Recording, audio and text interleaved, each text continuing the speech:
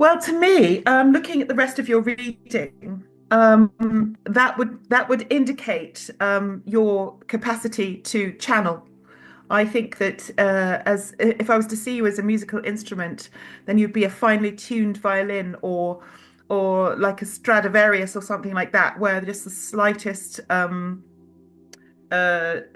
energy you'd be able to pick up, you know? Hello, you gorgeous actors and lady actors. How are you doing today?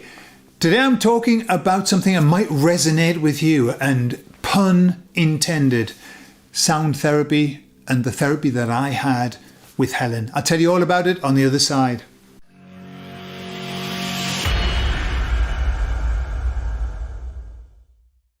So some of you will have seen Helen when I interviewed her talking about sound therapy and lots of other things. Helen's a musician, she's a therapist now, and she uses sound to heal people, which is lovely. So we did like a therapy exchange. I helped her with something, we did a little bit of higher self work, and she is now in the process of giving me some sound therapy. What does that look like? Well, it started with me recording a 10-minute dialogue. So I had a record and I just chatted about my life, I suppose. Nothing, it doesn't have to be about anything, but I chatted about my life. Sent her that, and then Helen runs it through this program, which must have taken about 75 years to write. And the program gives you like a list of stuff about you. And it goes into the deepest levels that you could possibly imagine. Chakras and the actual tone, whether you're in tune or out of tune. But if we come to the emotions, look at this. So the red is the restrictive, okay? And so that's actually really important. So you're kind of holding back your emotions quite a lot, restricting yourself. Would you say that that's true? When I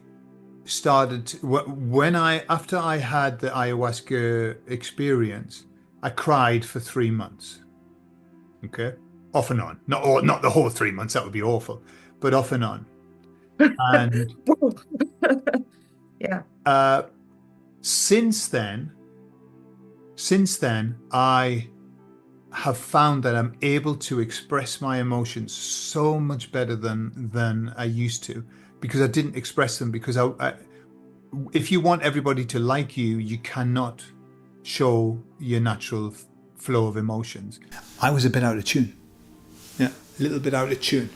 Or a lot out of tune, I don't know, but I was on the wrong. I wanted to be in middle C, and I was below. I was off tone. So, based on what the analysis picks up, then it gives you a list of the things that you're kind of out of whack with.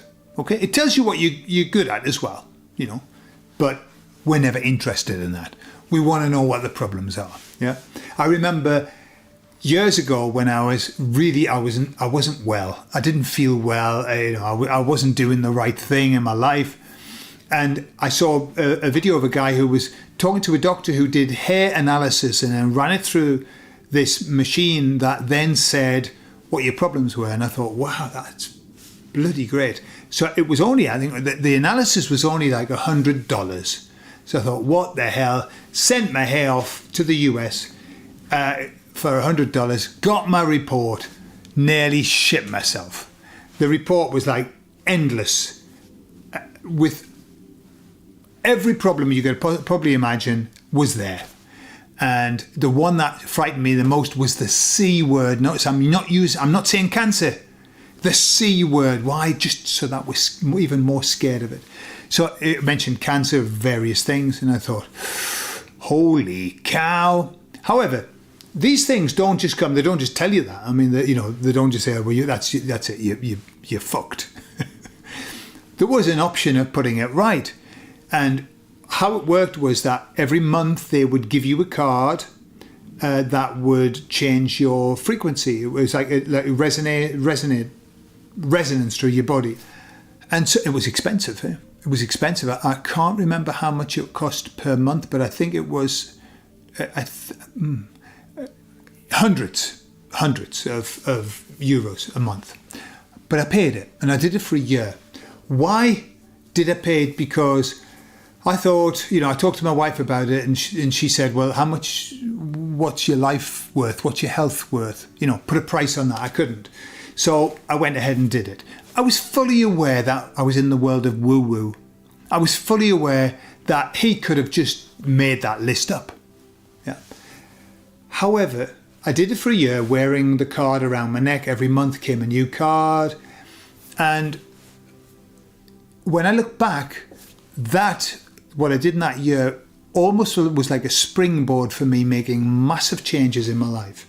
It was the beginning of massive changes. So when I look at it, what I see is it was a very, very positive experience. Was it real? I don't know. But when you pay that much money, is got to be fucking real. So my placebo effect was in full. Yeah. But I do believe that it helped me tremendously for whatever reason. So the same when I saw the report from Helen, I thought, oh, here we go. However, the report offers solutions too, because it actually creates these audios that you listen to. They aren't very attractive. I'm going to tell you that. They're not pleasant. It's not like, oh yeah, I like that. We're going to put some music and a background thing that's going to heal you. Yeah, like this. No, this is like, zzz, woo. Okay, but the resonance frequencies put you right. So I've listened to that a few times. I need to listen to it a few more as well. And then we had a meetup, Helen and I, and Helen went through all of the aspects of this. And what was really nice was this. When I read the report, I looked at it and it was kind of like, oh, so many things, and it was so confusing and everything. But then when I went through it with Helen, and she was asking me these pertinent questions, how does that sit with you? How does that sound with you? Or what's that sound like? So it says you're sometimes a little bit too trusting and a little bit dreamy. Would you say that that's something that comes up? Yeah. Okay, so the trusting and dreamy.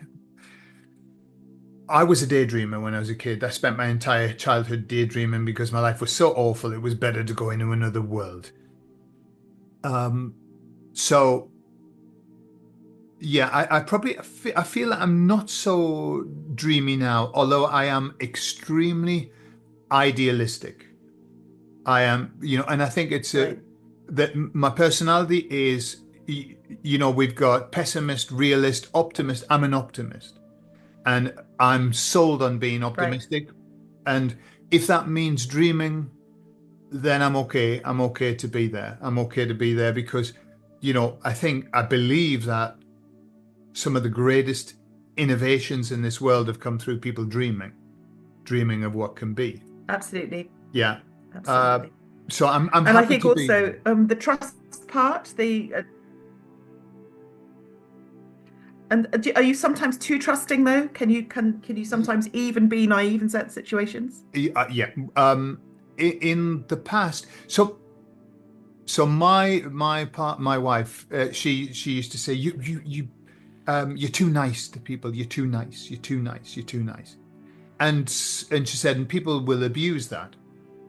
So every now and again in my life, I've had people who've come in, and if somebody says that they need help, I will help them, because that's why I'm here. That's my purpose, right. Is service to others and to help. So right. Yeah. 99 times out of 100, people come to me and ask for help because they want help. But there's a small percentage of people that come and ask for help because they want to abuse the situation or whatever, and I help them. And then afterwards, I find out that actually, hang on a minute, they were using me as a mechanism to get what they want. I used to get upset about that. Now, now I don't, there are two things I've done. Now I don't get upset about it because that's their business. If they want to abuse what I offer, that's their business and that's their karma. My karma, I help them. And so I'm very happy with helping them, even if they choose not to use it that in the right way. So that has helped me. And again, I've intellectualized that of, hang on a minute, no, I'm doing this because this is who I am. Yeah. Also, I've set up a boundary system of where I understand that if somebody, have you heard the three strike? The three strike. I give them three strikes, yeah. And if I use the yes but system, so I will help. Somebody wants help, I'll offer them help, and then if I hear yes but, this is what you should do. Yes but, and if I hear that 3 times, then that's it. They've gone because they don't want help. What they want is they want me to tell them everything's going to be okay, and that it opened up lots and lots of things that maybe I was aware of or things I hadn't touched before. It was really very, very therapeutic, the session. I thoroughly enjoyed it. It was a long one. It was nearly 2 hours, the session. I really enjoyed it. It was great. The next step is to have Helen get her equipment out on me. Now, she's got the biggest fuck-off tuning forks you've ever seen in your life. They're enormous. You could rob a bank with the tuning forks and probably heal people of various problems as you hitting them on the head with the tuning forks. Beautiful. So the next session that I'm going to have, I'm going to record it and I'll share bits and pieces with you, is about that. Is helping me to balance out my frequencies, which is lovely. Very, very nice. So that's the situation with Helen. I've given you bits and pieces of what happened, and I'll share more when we do the actual sound bit as well that Helen does. If you're interested in getting in touch with Helen, then I'll put her contact information in the video, and you can maybe have a go yourself. I have no idea what Helen charges. I didn't get into that. That's something that you can ask her, and just let her know that you've come recommended through Peaceful Rebellion. Not that I'm getting a discount or any of that stuff. I'm just saying that so that she knows that we've been able to help her a little bit. That'd be nice, wouldn't it? If you're interested. Okay, I love you all, and I'll speak to you all later. Bye-bye.